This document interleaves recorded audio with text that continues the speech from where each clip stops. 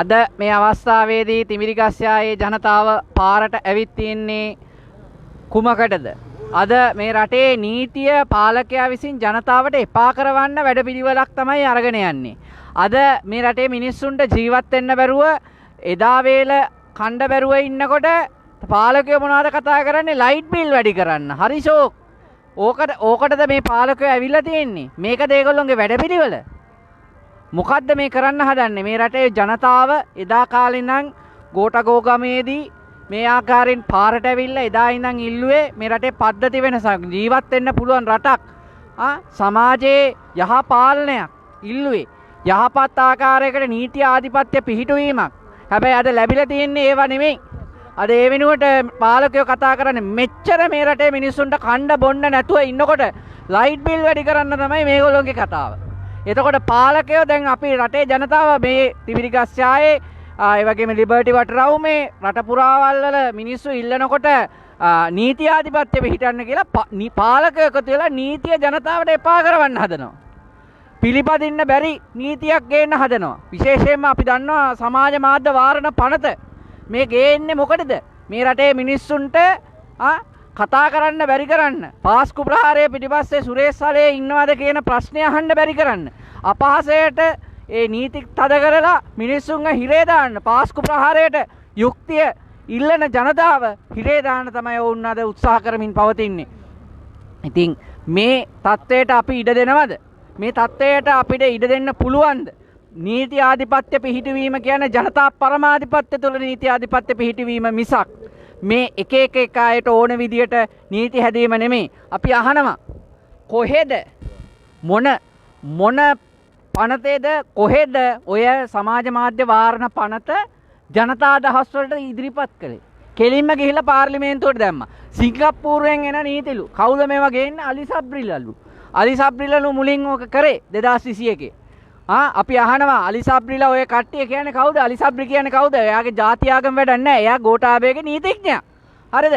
එයාලා එවිකත වල මොකද වෙලා තියෙන්නේ? පාස්කු ප්‍රහාරය පිටිපස්සේ ගෝඨාභය ඉන්නවයි කියලා කියන්න බැරි කරන්න තමයි මේ යන්නේ. මේ පාස්කු ප්‍රහාරය කියන ප්‍රශ්නයට විසඳුමක් නැහැ.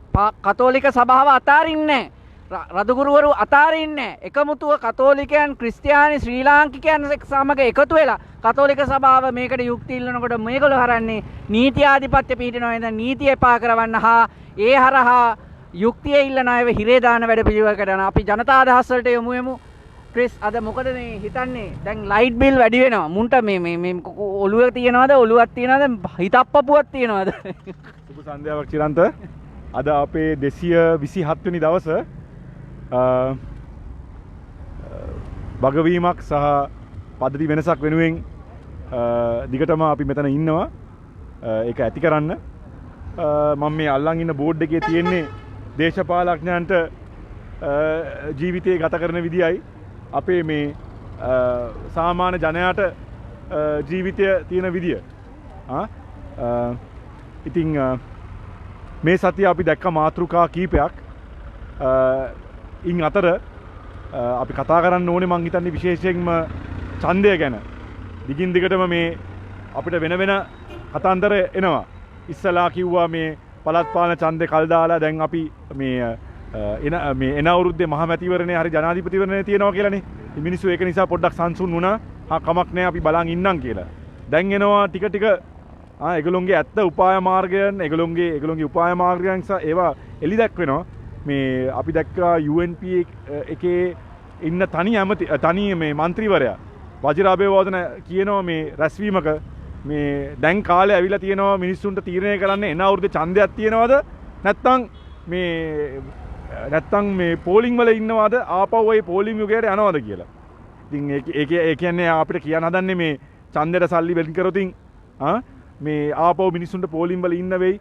ගෑස් පෝලිං තියේයි, තෙල් පෝලිං තියේයි, ලයිට් එහෙම කපන්න වෙයි. ඒක දෙයක් කියන්න දන්නේ. ඒතකොට ඒ වගේ දේවල් කිය අපේ අයිතීන් වන ඡන්දය නැති කරන්නද ඔය හදන්නේ. ඊට පස්සේ දැන් අපිට තව ආරංචියක් එනවා මේ දැන් ගොඩක් සමීක්ෂණ වලින් පෙන්වන්නේ සමහර සමීක්ෂණ වලින් පෙන්නනවා JVP එක ඉස්සරහින් ඉන්නවා. සමහර සමීක්ෂණ වලින් පෙන්නනවා සජබ ඉස්සරහින් එනවා. ඉතින් කොහොම වුණත් මේ හැම සමීක්ෂණයෙන් පෙන්වන්නේ UNP එකයි පොහොට්ටුවයි මේට ඡන්ද අඩු වෙනවා ගොඩක්. UNP නේ කෝඩත් අඩු වෙලානේ. නන්නත්තරයි. නන්නත්තරයි. ඒ කියන්නේ මිනිස්සුන් දැන් හොඳටම තේරලා තියෙන්නේ මේගොල්ලෝ මොකද්ද කරන්න කියලා. අර මෙතන එක බෝඩ් එකක් තිබ්බා මේ අර ජනාධිපති මේ අර පපට් කෙනෙක් වගේ. ඒ කියන්නේ මේ පොහොට්ටුවේ කට්ටිය යාව මේ ඒගොල්ලන්ට ඕන විදියට කරකවනවා. ඉතින් පොහොට්ටුවේ 134 දෙනෙක් නේ රනිල් ජනාධිපතිව තෝරලා පත් කරේ ජනාධිපති හැටියට රනිල් වික්‍රමසිංහව. ඉතින් රනිල් වික්‍රමසිංහ දැන් ඇත්ත රනිල් වික්‍රමසිංහ දැන් ඔක්කොමලට දැන් දන්නවා ඇත්ත පුද්ගලයා කවුද කියලා. අර ප්‍රජාතන්ත්‍රවාදය ගැන කතා කරපු මේ මානව අයිතීන් ගැන කතා කරපු රනිල් වික්‍රමසිංහ භාෂණයේ නිදාස ගැන කතා කරපු රනිල් වික්‍රමසිංහ තමයි දැන් ඒව ඔක්කොම ටික ටික නවත්ත එන්නේ. ඉතින් රනිල් වික්‍රමසිංහගේ ඇත්ත මේ ස්වරූපය දැන් මිනිස්සුන්ට පේනවා. ඉතින් මේවා දැක අර මේවා වලින් මේගොල්ලන්ට තැනක් ඡන්දයක් තිබ්බොතින් ආපහු නන්නත්තර වෙනවා කියලා දන්න පාලකයන් දැන් කරන්න හදන්නේ ජනමත විචාරණයක් කරලා මේ මොකද්ද එක්සිකියුටිව් ප්‍රෙසිඩන්ට් විධායක ජනාධිපති ක්‍රමය අයින් කරන්න හදනවා. එතකොට ඒ වගේ ඇත්තට චිරන්ත ඕකේ ඇත්තට අපිට අපිරියයි. කොච්චර බලයට තණ්හාවක් තියෙනවද කියලා. හරිද? දැන් රනිල් වික්‍රමසිංහ දැන් අවුරුදු 45ක් පාර්ලිමේන්තුවේ ඉඳලා අවුරුදු 73ක් හරි 74ක් නෑගේ වයස. දැන් එයාගේ සිහිනේ සැබෑ වුණානේ ජනාධිපති වෙන්න. දැන් ඒක දාලා යන්න කැමති නෑ. දැන් ඒ බලය යට ඕනේ. මොකද්ද මේකේ තේරුම? හරිද? දැන් යාර ජනාධිපති වෙන්න සිහිනයක් තිබ්බනේ. දැන් ඒක වුණා. දැන් අවුරුද්දක් යාට අවුරුදු එකමාරක් විතර දැන් මේක කරානේ. හැම රටකම දැන් වගේ ගිහිලා තියෙන රටවල් මම දැන් 13ක් හරි 14කට ගිහිලා තියෙනවා මේ අවුරුදු එකමාර. වෙන කොයි වෙන රාජපාලකෙක් මෙච්චර ගිහිල්ලා නැහැ රට බංකොලොත් වෙලා තියෙන අවස්ථාවක. හරිද? අපි මේ දැන් තමයි ටික ටික ගොඩ එන්නේ. ඒකත් ගිහිල්ලා ජර්මනියට ගිහිල්ලා මොකක්ද එයා කරේ? නා ගන්නවා. ඇත්තට නා ගන්නවනේ. ඇදගෙන නානවා. අර මොකද්ද කිරි කලයට ගොම ගා ගන්නවා වගේ වැඩන්නේ. කරේ බින්දුවක් ගොම බින්දුවක්. ඉතින් මොකද චිරන්ත ඉතින් අපේ සල්ලි වේදම් කරලා මේ රට බංකොලොත් වෙලා තියෙන අවස්ථාවක අන්තක යන්නේ එක්කෙනා දෙන්න නෙමෙයි රොත්ත පිටින්නේ අරන් යන්නේ. හරිද? එතන්ට ගිහිල්ලා ඒගොල්ලන්ට එයාට දේශනා කරනවා මේ එයා හිතුවද මේ ඒ රටවල ඉන්න මාධ්‍ය අපේ ලංකාවේ ඉන්න මාධ්‍ය වගේ පූස් පැටවු වගේ තියන් ඉන්න පුළුවන් කියලා.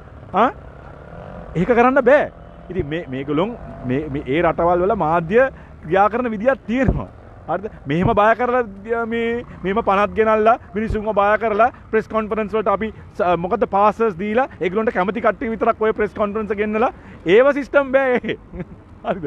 අනිත් එක ඒ ඔක්කොම කරලා දැන් ඒ ඉන්ටර්විව් එකට කරලා හරි එහෙනම් හරි ඕකේ I'm going එහෙම කියලා ඉන්ටර්විව් එකේ පිට මොකද්ද මේ රාජ්‍ය නායකයෙක් නේද නිකන් අර පොඩි ළමයි වගේනේ අපිට ඇත්තට ලැජ්ජයි ඒක දැකලා ඉතින් ඊට වඩා හොඳයි ඔය ඉන්ටර්විව්ස් නොකර ඉන්න එක අපේ සල්ලිත් නාස්ති කරන්නේ නැතුව මෙතන ලංකාවෙම ඉන්න ඔහොම ගිහිල්ලා මේ ඉන්ටර්විව්ස් වලට මේ කතා කරන්නේ නැතුව ඉතින් අපිට කියන්න තියෙන ජනාධිපති දැන් කොහොම හරි වාගේ සීනේ සැබෑ වුණානේ. වා ජනාධිපති වුණා දැන් අවුරුදු එකමාරක පමණ කාලයක් දැන් ජනාධිපති වෙලා ඉවරයි. හරිද? දැන්වත් මේ අපේ තියන්න ඕන ඡන්දේ රයිට්? කොන්ස්ටිටියුෂන් එක අනුව තියන්න ඕන ඡන්දේ කරුණාකරලා තියන්න. බොරු හේතු හොය මේක තව මේ අයින් කරන්න ජනතාවට ඒගොල්ලොන්ගේ දැන් ජනතාවගේ පීඩනය මේ පිට කරන්න තියෙන අවස්ථාත් හැකිතරම් අකුලගෙන යනවා. හරිද? 10 දෙනෙක් විතර 15 දෙනෙක් විතර එළියට ආවොතින් පොලිසියෙන් එනවා 20ක් 30ක් විතර. හරිද? මේ අපි දැක්කා මේ ළඟදීම අපි දැක්කා වෛද්‍යවරුන්ගේ අර උද්ඝෝෂණයට එතන මොකක්ද උනේ කියලා අපි දැක්කා. පොලිසියයි වෛද්‍යවරුන් අතර ගැටුමක් ඇති වුණා. හරිද? ආපෞෂ් මේ අර මේ මොකද්ද වෛද්‍ය සිසුන් අර මේ මොකද්ද පිටරටින් එන අන්තරේනේ අර පිටරට මෙඩිකල් කොලෙජ් එක. ඒ සමහරක් ඒවා ඇත්තට හොඳයි. හරි. හැබැයි ජනයාට ඒව ගැන මේ ඒගොල්ලොන්ගේ අකමැත්ත හරි ඒගොල්ලොන්ගේ පොසිෂන් එක පෙන්වන්න මේ වගේ මේ සාවරය පෙන්වන්න මේ වගේ අද උද්ඝෝෂණ වලට මේ අවස්ථාව දෙන්න ඕනේ. හරිද?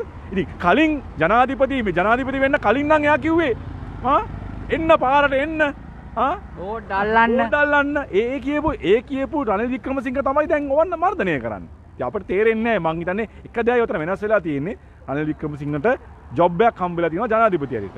ඒතකොට තමයි සැබෑ රනිල් වික්‍රමසිංහ දකින්න පුළුවන් වෙන්නේ. ඉතින් අපි කියන්නේ අඩුම ගානේ දැන් ඔය ඔක්කොම ටික කරානේ. දැන් තියන්න ඕන ඡන්දේ තියන්න. මිනිස්සුන්ට ඒගොල්ලොන්ගේ මේ ඒගොල්ලොන්ගේ කැමැත්ත ප්‍රකාශ කරන්න තියෙන තැන තමයි ඔතන. ඒක නීතිය අනුව තියන්න ඕනේ එන අවුරුද්දේ. කරුණාකරලා බොරු හේතු හොයන්න නැතුව ඔබතුමා තමයි මුදල් අමාත්‍යවරයා. ඔයා ලැජ්ජ වෙන්න ඕනේ වාට සල්ලි හොයාගන්න බෑ කියලා කියනවනම්. හරිද? ඔයා ඒ අවුරුදු එකමාරක් රටේ ජනාධිපති වෙලා වාට තාම සල්ලි හොයාගන්න බැරි නම් මේ ඡන්දේ තියන්න බිලියන 10ක් පමණ ප්‍රමාණයක්. අස්වැසුමට මම දන්නවා බිලියන 5ක් හොයාගත්තා. හරිද? ඒ වගේ හොයාගන්නවා වගේ ඡන්දයටත් හොයාගන්න කියලා තමයි අපි කියන්නේ. බොහොම ස්තුතියි. ස්තුතියි. දැන් අපි තේරුම් ගන්න ඕනේ මේ පාලකයන්ට දැන් තියෙන ප්‍රශ්නය කුමක්ද? අපි තේරුම් ගන්න ඕනේ මේ පාලක හැමදාම කරේ ජනතාවට දැන් මාතෘකා හදනවා. දැන් මේ රටේ ඉන්ධන මිල සම්බන්ධයෙන් ප්‍රශ්නයක් තියෙනවා. තෙල් ඩොලර් එකේ අගය සම්බන්ධයෙන් ප්‍රශ්නයක් තියෙනවා. ජීවත් වෙන්න මිනිස්සුන්ට බැරි තත්ත්වයක් තියෙනවා. මේව නෙමෙයි පාලකයන්ගේ ප්‍රශ්නේ. දැන් ඒගොල්ලොන්ට ඕනේ සමාජ මාධ්‍ය මර්ධනය කරගෙන ඒ යකානට ඉන්න තවත් මාතෘකා හදන්න. ඊට පස්සේ පාස්කු ප්‍රහාරය ගැන කතා කරපු ගමන් කාදිනල් හිමිපාණන් අත්අඩංගුවට ගන්න. ඕකනේ ඔය ඇත්ත කියන්නකෝ රනිල්. ඔයාට ඕනේ කොළඹ අගරදුගුරු අතිඋතුම් මැල්කම් කාදිනල් රංජිත් අත්අඩංගුවට ගන්න නෙමේද? රදුගුරුවරු ටික ඔක්කොම අල්ලලා හිරේ දාන්න නෙමේද? නැත්තම් නෑයි කියන්නකෝ පුළුවන් නම් ඇවිල්ලා. එහෙනම් කියන්නකෝ ටිරාන්නලස් කාගෙන් උපදෙස් අරගෙනද ඔය පනත හැදුවේ කියලා. සමාජ මාධ්‍ය ඕගොල්ලන්ට ඕනේ පාස්කු ප්‍රහාරය පිටිපස්සේ සාලේ කියපු ගමන් සලේ වගේ තමයි සර්ගේ ලේ ටික වහන්න සලේ කියපු ගමන් ඒ සර්ගේ ලේ ටික වහන්න ගෙනල්ලා රදුගුරුවරුත් හිරේ දාන්න තමයි ඔය හදන්නේ. අන්න ඒක එහෙම කියන්න. ඒක එහෙම කියන්න. අපි දන්නවා කොළඹ කරදුගුරු පදවි වෙබ්සයිට් Facebook පිටුව එක්කාරයක බ්ලොක් කරපු ආකාරය අපි දන්නවා. අපි දැනගෙන සාක්ෂියත්ව කතා කරන්නේ. මේ බ්ලොක් එක අයින් කරෙත් මම මැදහත් වෙලා. හරි අපි දන්නවා ඔයගොල්ලෝගේ ආණ්ඩුවල රාජපක්ෂලගේ ගේම් මොනවද කියලා. ඉතින් ඒක ඒ විදිහට කියන්න ඕනේ අපි ජනතා අදහස් වලට යමු. Yes, so just want to mention that even before these potential increases in world fuel prices, our guys have been saying that they are going to now re-look at the electricity and all these. Anyway, they have increased prices even in the for the fuel. But this is going to be a death knell for the industries, for people like in the industrial sector, for the hotel sector. Our biggest bill right now, apart from our personal bill, is the fuel and electricity bill. So I think the fact that there is no stability fund, I think there was a fuel stability fund, which has now been drained to zero, obviously because of the corruption. We are really looking at a dire situation if they increase prices on utilities and fuel. So I hope they realize that if they want this growth, if they want the exchange to come to the country from tourism and keep these hotels live, we need to be conscious of the fact that fuel and electricity prices have to be at least maintained. Thank you. ඉතින් ජනතාව මේ ආකාරයෙන් පාරට එන්නේ යුක්තිය. මේ තියෙන්නේ justice. මිනිස්සු යුක්තිය ඉල්ලනකොට පාලකයා යුක්තිය නෙමෙයි නීතිය ජනතාවට එපා කරනවා. මේක මතක තියාගන්න. අපි මතක තියාගන්න මේ සටන් පාඨයක් තිබුණා අරගලේ.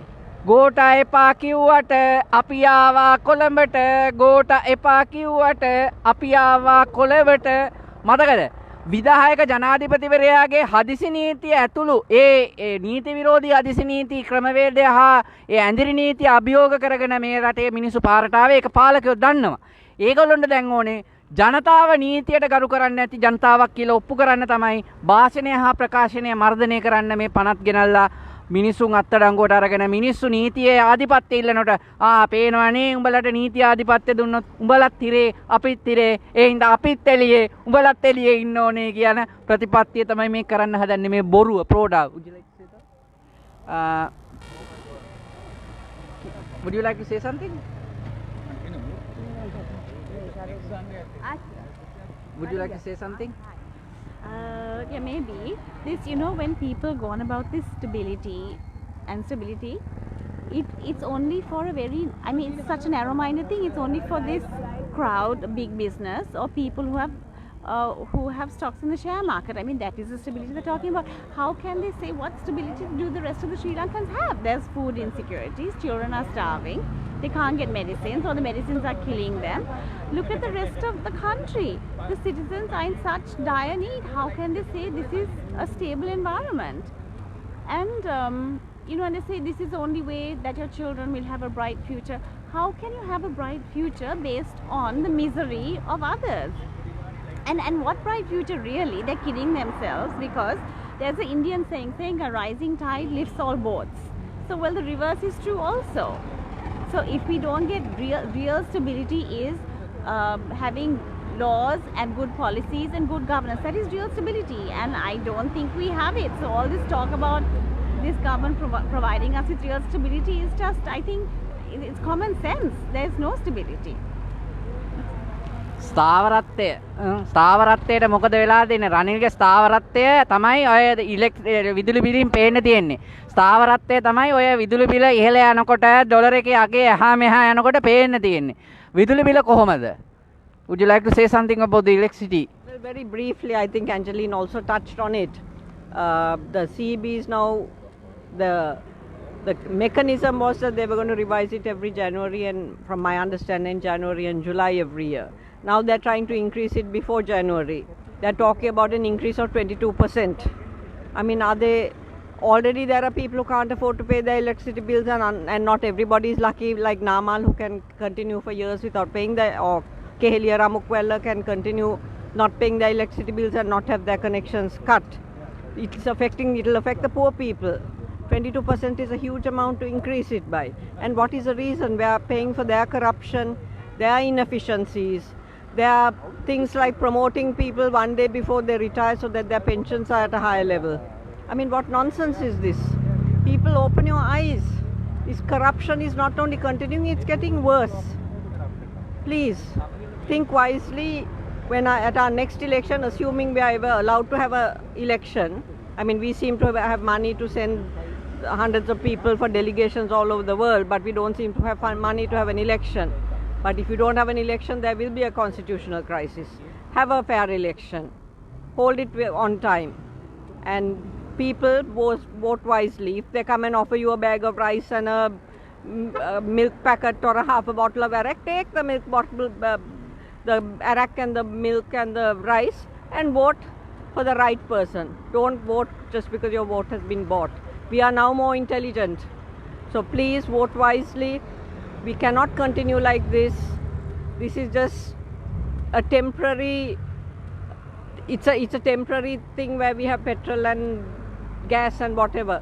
And again going distracted, going back to the electricity. That also one of the things they also talked about is droughts and lack of water. There are Castlereagh and Ramthambe and all at spill level. How can that be? This is nonsense. So please, people, think. It may be only a handful of us on the road. You guys may be there with us in spirit, but please come and join us. It's perfectly safe here. Thank you. විදුලි බිල ගැන මට කියන්නට තියෙන්නේ විදුලි බිල ගැන මට කියන්න තියෙන්නේ මූලිකම කාරණාව දැන් KFC එක තියෙනවා බම්බලපිටිය KFC එක ඔයගොල්ලෝ දන්නවද දන්නේ ගිහිල්ලා තියෙන අය ඔව් ඉතින් අපි KFC එකෙන් කාලා තියෙනවා ඉඳලා හිටලා මොකද ඒක තමයි ලංකාවේ පළවෙනි KFC එක රයිට් ලංකාවේ තිබිච්ච පළවෙනි KFC එක ඊට පස්සේ තිබුණේ මොරටුවේ අපේ මගේ ඉස්කෝලේ ඉස්සරහ අපිට තමයි ඇරියේ එතකොට මේ පළවෙනි KFC එකේ අද වෙනකොට මම දැක්ක දෙයක් තමයි මීට මාස ගානකට කලින් හොඳටම රස්නේ දවස්වල යනකොට AC ඔක්කොම ඕෆ් කරලා AC එක බ්ලෝවර් එකට දාලා තිබුණේ හුලං පාර විතරයි රයිට් එතකොට ඊට පස්සේ දැන් මේ මෑතකදී වැස්ස දවස්වල යනකොට මම දැක්ක සෙල්සියස් අංශක 24ට දාලා තිබුණා ඒ තිරින් සීත දවසක 27 කියන්නේ කරන්ට් එකක් භාවිතා කරන්නේ නැහැ වගේ ඊයේ මම ගියා ඔයාට කොහෙන්ද KFC එකෙන් කන්න සල්ලි? ඔයාලා ඩොලර් NGO ඩොලර් හම්බුණාද? NGO ඩොලර් හරි කොහොම හරි අපි කනවනේ KFC. හැබැයි කන්න ගියාම අපි we are fortunate. We have අපිට කන්න තියෙනවා. අපිට ගිහිල්ලා KFC එකක් කන්න සල්ලි අතේ කොහොම හරි කරකිනවා. හැබැයි එහෙමත් නැති මිනිස්සු ඉන්නවා. ඉතින් ඒ මිනිස්සු ඊට වඩා පව්. හැබැයි ඒ වෙලාව වැඩ කරන රස්සා කරන කොල්ලන්ට මොකද වෙන්නේ කියලා ඊට වඩා හොතන. අපිට පුළුවන් අපි KFC නොකා හිටියා, අපි pizza hut නොකා හිටියා, burger king නොකා හිටියා කියලා අපිට කියන්න පුළුවන්. හැබැයි එතකොට ඒ වෙලාව වැඩ කරන මිනිස්සුන්ට මොකද වෙන්නේ? ඊළඟට දැන් මම දැක්කේ ඊයේ අවංගයක් මෙහෙ ගම්පහ. ගම්පහ ගියා කම්පියුටර් එක කැඩිලා පරණ කෑලි ටිකක් හොයාගෙන හදාගන්න ගියා. ගියාම ඒකත් ඇවිල්ලා CID එක උස්සන් යයිද දන්නේ නැහැ දැන් ඊළඟට අවුරුදු 3ක් වෙනවා ෆෝන් ටික අරගෙන තාම දුන්නේ නැහැ ඩේටා කොපි එකවත්. ඉතින් කොහොම හරි මේ ඒක හදන්න කෑලි ගන්න ගිය වෙලාවේ පෙරේරන් සන්ස් තියෙනවා හේ. ඒ පෙරේරන්ස් තුනකට ගියා මම ඒ ගම්පහ අවට ප්‍රදේශවල තුනේම AC ඕෆ් කරලා දොරවල් ඇරලා. සාමාන්‍යයෙන් ඔබ කොළඹ ඉන්නවා නම් පෙරේරන් සන්ස් එකේ AC තියෙනවා. හැබැයි ගම්පහ මිනිස්සුන්ට AC නැහැ. මොකද හේතුව මම පේන විදියට මේ යන්නේ විදුලි බිලත් එක්ක ඒගොල්ලෝ ඉල්ලුම අඩු කරනවා. විදුලිය භාවිතාව අඩු කරනවා. එතකොට මේ අය කවුරු හරි કોઈ කාංචන ඇමතිවරයා ගාවට යන්න පුළුවන් අපිට යන්න දෙන්න අපි යනවා ගිහිල්ලා අහන්න. ඔය එස්ටිමේට් එකක් හදලා තියෙනවද? යම් නිගමනයක් අරගෙන තියෙනවද? ඔය විදුලි බිල ඔය ගානට වැඩි කරාම කොච්චර ඉල්ලුම අඩු වෙයිද? එතකොට ඔය කියන ආදායම හැමදාම අහිමි වෙනව නේද? ඒතර හැමදාම වැඩි කරනවා මේ පැත්තෙන් මිනිස්සු භාවිත අඩු කරනවා අන්තිමේදී මොකද්ද වෙන්නේ? ප්‍රශ්නේ විසඳෙන්නෙත් නැහැ. ප්‍රශ්නේ එතනමයි රාජ්‍ය ආදායම එතනමයි මේ වැඩපිළිවෙල අවුල් ජාලාවක් වෙනවා. ඒ හින්දා දැන් අපි අහන්නේ කාංචනගෙන් ඇයි අපේ රටේ මාධ්‍යෝක අහන්නේ නැත්තේ? IMF එක කියලා තියෙන බදු අඩු කිරීම සිදු කරනවා නම් මින් ඉදිරියට ඒ බදු අඩු කිරීමෙන් ඇතිවන ආර්ථිකයට සිදුවන හානිය කොච්චරද කියලා ජනතාවට ඉදිරිපත් කළ යුතුයි කියලා ක්‍රමවේදයක් ගෙනා යුතුයි කියලා. ඒතකොට අපි අහන ඔය විදුලි බිල වැඩි කිරීමෙන් මේ රටේ ඉල්ලුම කොච්චර අඩු වෙයි කියලා අපේක්ෂා කරනවාද? ඒ හරහා කොච්චර මුදලක් අහිමි වෙයිද කියලා. ඉතින් මෙන්න මේවා තමයි මං කියන්නේ මේ අපේ රටේ මිනිස්සුන්ට තියෙන ප්‍රශ්න. මේවා අපේ මාධ්‍ය අහන්නෙත් නෑ. අපි අහනවා අපිට කියයි NGO කියලා. අපි මේවා අහනකොට අපිට NGO කියනවා. හැබැයි යථාර්ථ කතාව අපිට අවශ්‍ය රට හරි මාර්ගයට ගන්න මිසක් රනිල්ට කවුද කරන එකට වඩා අපිට ඕනේ ලස්සන රටක් දකින්න. ඉතින් ඒකට ඉඩ දෙන්න ඕනේ. අපි මහජන අදහස් වලට යන්න. Just one thing. We are standing here for this country, and because we are asking uncomfortable questions, the easiest response from those detractors and sycophants of this government and president is NGO Salli. I assure you it's no NGO Salli. We all do jobs. We are here because we love our country. We are sacrificing time with our families to be here. Thank you. මම පොඩි විනිවිදභාවය සඳහා දෙයක් කරනවා මේ පසුගිය දින දෙකේ Chris මම මේ රස්සාවට ගියා. මම රස්සාවක් කරනවානේ. එතනට ගිහිල්ලා මේ දවස් එක දවසට මං රුපියල් 2300ක් හම්බ කරා. කම්පියුටර් සගයක් හදලා. ඉතින් මං කියන්නේ නෑ මේ මට කියනවා චෝදනා කියලා දැන් ප්‍රශ්නේ තියෙන්නේ. අර කියපු එක දැන් මට මෙතන කිව්වත් එක මම මේ විහිළුවක් කරේ හරි ඒක තමයි NGO ඩොලර්ස් කිව්වට මං කියන්නේ මේ අපේ මිනිස්සු දැන් අපේ මිනිස්සු තේරුම් ගන්නෑ මේ රටේ මේ අපි මේ අපිට පුළුවන් මට දවස් 4 කියන්නේ සුමානට දවස් 3ක් මං මේ වැඩට ගියා නම් මට හොඳ ගාණක් හම්බ කරන්න පුළුවන්. ඒකයි මම කිව්වේ අපි අහන ප්‍රශ්න මිනිස්සු කැමති නෑ අපි අහන ප්‍රශ්න වලට. ඒ හින්දා මේ මෝඩයෝ ඉස්සලාම කියන්නේ ඒගොල්ලන්ට අපේ ප්‍රශ්න ආස නැති හින්දා කියනවා ඔව් NGO සල්ලිනේ. ඉතින් අපි NGO සල්ලි කාර්යෝ නෙමෙයි. අපි ජොබ් කරනවා. අපි අපේ පවුල් ගෙදර අපි බදු ගෙවනවා. අපි අපේ පවුල් වෙලාව සැක්‍රිෆයිස් කරලා අපි මෙතන එනවා හිට ගන්න අපේ රටට ආදරේ හින්දා. ඉතින් බොරුවට නිකන් ප්‍රශ්න කැමති නැති ජනාධිපති වෙනකන් ආදරේකම නෙමෙයි මේ. අපේ ප්‍රශ්න කැමති අකමැති හින්දා නිකන් කියන්න එපා NGO කාර්යෝ කියලා. අපි NGO කාර්ය නෙමෙයි. Thank you. ඉතින් ඒ වගේම ක්‍රිස් අපහසු මාතෘකාවක් තියෙනවා මේක කතා කළ යුතු මාතෘකාවක්. විශේෂයෙන්ම අපි දැක්කා ආගමික පාර්ශව කීපයක් ව්‍යවස්ථාවක් අර ගෝඨගේ ව්‍යවස්ථාව වගේ ව්‍යවස්ථාවක් ගැන කතාවක් යනවා. ඒ වගේම මම දැක්කා ප්‍රසිද්ධිය කියනවා ආගමික කියන්නේ පූජ්‍ය පැවිදි කට්ටිය දේශපාලනය කරන්න සුදුසුද? ඔබ හිතනවාද රාජ්‍යයි ආගමයි මොකද මේක දැන් මංගල සමරවීර කියපුවම ඒක කියපු විදිය වැරද්දක් තිබුණා. එයා ඒක කිව්ව විදිය වැරදි. ඒක හින්දා තමයි යාට විරුද්ධව ගොඩක් මිනිස්සු කිව්වා. හැබැයි ශ්‍රී ලංකාව අනාගමික රාජ්‍යයක් කියලා ශ්‍රේෂ්ඨාධිකරණය මේ රටේ උත්තරීතර අධිකරණය තීරණය කරලා තීන්දුවක් තියෙනවා. එතකොට අනාගමික රාජ්‍යක පාර්ශවයක් ඇවිල්ලා දැන් අපි දන්නවා පියතුමන්ලා ඉන්නවා. පාස්ටර්ස්ලා ඉන්නවා.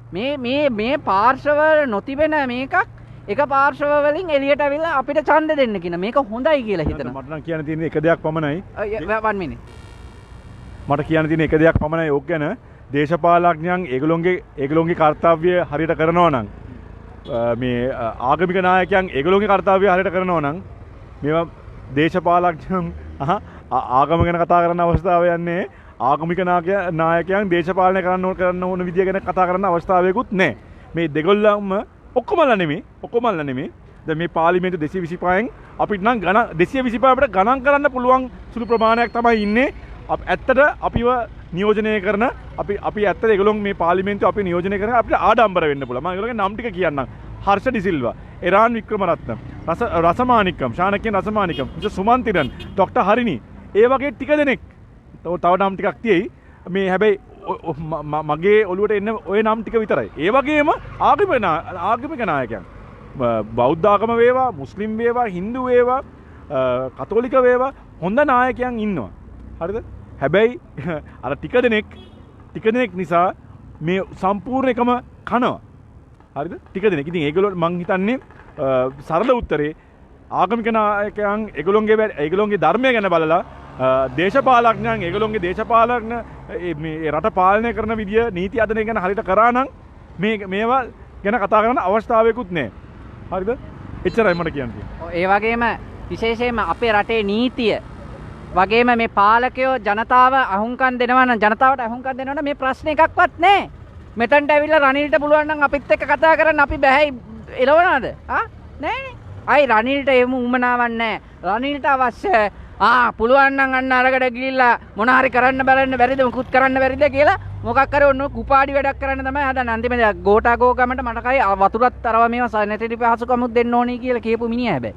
ඉතින් මං කියන්නේ එයා ජනාධිපති වෙනකන් මේක දේවල් තියෙන්නේ. මං කියන්නේ රටේ ජනතාවත් එක්ක පාලකයෝ ඉන්නවා නම් ආගමික නායකයෝ මොකද ඇත්ත කතාව ආගමික නායකයෝ ආගමික පාර්ශව කවුරු වුණත් දේශපාලනයයි රාජ්‍යපාලනයයි කියන්නේ දේශපාලනයේදී තියෙන රාජ්‍යපාලනයයි ආගමයි කියන්නේ දෙකක්. ඒක වෙන් කරලා තියාගන්න තරමට ආගමටත් හොඳයි දේශපාලනයටත් හොඳයි. අපේ රටේ වෙලා තියෙන ආගමයි දේශපාලනය දෙක පැටලිලා අන්තිමේදී ආගම් වලට අපහාස වෙන තත්ත්වයක් ඇති වෙලා ජාතීන් ආගම් අතර ගැටුම් ඇති වෙන තත්ත්වයක් ඇති වෙලා ඒ හින්දා ජාතිය ආගම ඒවා පැත්තක දාලා දේශපාලනය කරපියව. ජනතාවත් එක්ක හිට ගනියව. එතකොට ඔය ආගම ජාති උඹලට ඕනේ නැහැ. උඹලට ඔය ආගම ජාතිය පස්සේ යන්නේ අසාර්ථක තමන්ගේ වැඩක් පෙන්න ගන්න බැරි නිකන් දේශපාලඥයෝ තමයි ආගම ජාතිය මැත්තේ නැහිලා ජනතාවත් කොටවලා රටත් අනලා ආගමත් අනලා උනුත් ඇනිලා අපේ රටේ මිනිසුන්වත් බඩගින්නට පත් කරන්නේ. ඉතින් රට ජාතිය බේරගත්ත රට ජාතිය ආගමෙන් කී පාරක් බේරගත්තද දැන්? රට ජාතියයි ආගමයි ඔය මාත්‍රේමාව ඡන්දවලට ගෙනලා කී පාරක් රට දැන් බේරගත්තද දැන්? දැන් ඇතිනේ. දැන්වත් මිනිස්සු තේරුම් ගන්න ඕනේ රට ජාතිය ආගම කාගෙන්වත් බේර ගන්න ඕනේ නැහැ. ඒක බේර ගන්න ඕනේ දේශපාලඥයන්ගෙන්. අනිත් එක රට ජාතිය ආගම දේශපාලඥයන්ගේ බේර ගන්නවා වගේම අපි පුරවැසියන් හැටියට මේ පිළිබඳ අවබෝධයෙන් කටයුතු කරන්න ඕනේ. මනුස්සකම රකින්න ඕනේ. ආගමික විශ්වාසයන් හෝ මොන හරි ඒවා පුද්ගලික දේවල් ආගමික විශ්වාසයන් ඒවා පුද්ගලික දේවල්. හැබැයි ඒ කිසිදු දෙයක් යොදාගෙන ජාතිය ආගම කුලමල ભેද යොදාගෙන මනුස්සකම නැති වෙන මිනිස්සු කෙට වෙන ලේ හැලෙන දේවල් ප්‍රචණ්ඩ දේවල් වලට නොයා ඉන්න අපි දැනගන්න ඕනේ. මේ පාලකයෝ ආගම ජාතිය කුලමල අරගෙන කරලා තියෙන්නේ අපිව ශ්‍රී ලාංකිකයව කොටවන එක බෙදන එක. එහෙනම් නොබෙදී එකට හිටගමු ශ්‍රී ලාංකිකයනි නැගිට සිටමු. මේ අපේ රට ලස්සන රටක් කරගමු. අරගලේ ඉඳන් කියපු දේ අපි ඉටු කරගමු. ඉදිරියට යමු. අනාගතය ලස්සන කරගමු. එහෙමනම් තිමිරිගස්සායෙන් අපි සමුගන්නවා. ඔබ සියලු දෙනාට අපි කියන්නේ එකතු වෙන්න අපි සමග සෑම ඉරිදා දිනකම සවස 6ත් 7ත් අතර මෙම ස්ථානයේදී මේ වැඩපිළිවෙල තියෙනවා. මේ විරෝධ සාමකාමී විරෝධතාවයේ තියෙන තිමිරිගස්සායේ හෙල්ත් කාඩ් එක ඉදිරිපිට. ඉතින් එන්න එකතු වෙන්න. ඔබෙත් අපෙත් මේ දේශපාලන පක්ෂ අදාළ නැහැ. දේශපාලන පක්ෂ අදාළම නැහැ. අපිට අදාළ වෙන්නේ පුරවැසියාගේ ශ්‍රී ලාංකිකත්වය. ඒක තියෙනවා නම් මනුස්සකම තියෙනවා නම් මිනිස්සුන්ට ආදරය කරන්න පුළුවන් නම් ඔබට එන්න එකතු වෙන්න හදගැස්මත් එක්ක එකතු වෙන්න ආදරය අරගලයට ජය වේවා ශ්‍රී ලංකාවට ජය වේවා. Shall we sing the yes. early? No, it's 2 minutes only. Okay. We can start, no? Sri Lanka Mata Apa Sri Lanka Namo Namo Namo Namo Mata Sundara Siri Varini Surandi Ati Shobhamana Lanka Danya Danaya Nekamal Palaturu Dirigaya Bhumina Ramya අපහට සැප සිරිසෙත සදනා ජීවනයේ මාතා පිළිගන්න අප භක්ති පූජා නමෝ නමෝ මාතා අප ශ්‍රී ලංකා නමෝ